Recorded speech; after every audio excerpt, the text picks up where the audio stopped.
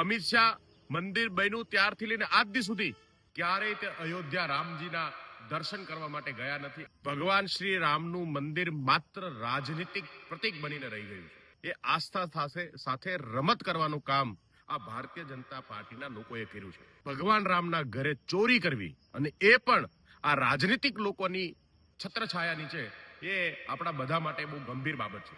અમિત શાહ જેવા નેતાઓ રામ મંદિરનો ઉપયોગ માત્ર ને માત્ર રાજનીતિ કરવા માટે કર્યો છે.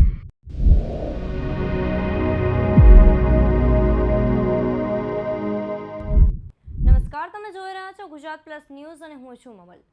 ભગવાન રામના મંદિરમાં થયેલી ચોરીના મામલે રાજકારણ ગરમાયું છે. આ મુદ્દે આમ આદમી પાર્ટીના નેતા મનોજ સોરઠિયાએ પોતાની કડક પ્રતિક્રિયા આપી છે. મનોજ સોરઠિયાએ આક્ષેપ કર્યો છે કે રામ મંદિરનો ઉપયોગ માત્ર રાજકીય લાભ મેળવવા માટે કરવામાં આવ્યું છે. તો આવો સાંભળીએ વધુમાં મનોજ સોરઠિયા શું કહી રહ્યા છે. નમસ્કાર, હું આમ આદમી પાર્ટીમાંથી મનોજ સોરઠિયા. છેલ્લા કેટલાક દિવસથી અયોધ્યા ખાતે રામ મંદિરના ધર્મદાને લઈ અને અનેક સમાચારો આપણે ન્યૂઝના માધ્યમથી સાંભળ્યા.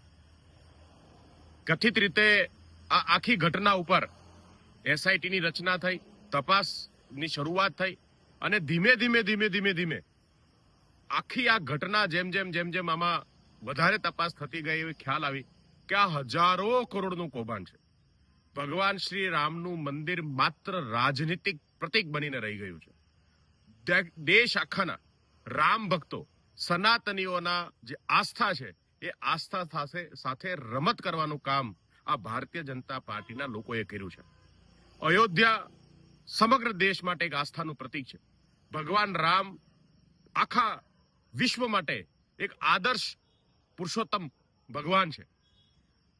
ભગવાન રામના ઘરે ચોરી કરવી અને એ પણ આ રાજનીતિક લોકોની છત્રછાયા નીચે, એ આપણા બધા માટે બહુ ગંભીર બાબત છે. આપણે જોઈએ છે કે રામ મંદિર બનાવવા માટે એક લાંબો સંઘર્ષ થયો.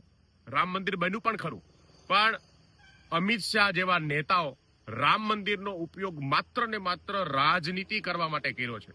અમિત શાહ મંદિર બન્યું ત્યારથી લઈને આજ દી સુધી ક્યારેય તે અયોધ્યા રામજીના દર્શન કરવા માટે ગયા નથી, આશીર્વાદ લેવા માટે ગયા નથી. મોદીને પણ સમગ્ર ઘટનાની ખબર છે.